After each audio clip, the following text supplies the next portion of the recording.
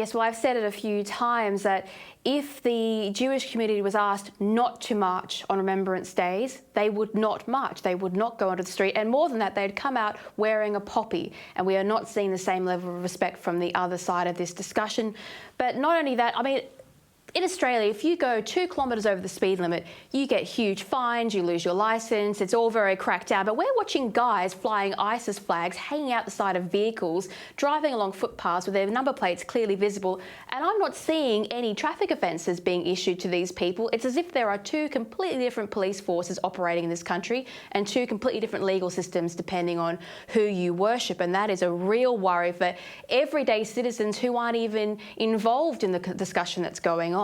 But it seems that there are several distinct groups that are stirring up anti-Semitism. We have the woke uni students who know nothing and do nothing except march and tear down posters. They pick up on any cause they think will make them popular on TikTok. I mean, they're not really involved, they're just kind of the useful idiots off on the corners.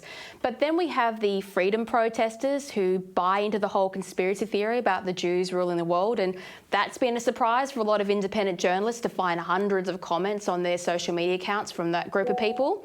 And finally, we have the really dangerous group, the third group, who are true believers. These are the Islamic pro-Palestinian groups, some of whom have been radicalised by known hate preachers here at home and overseas.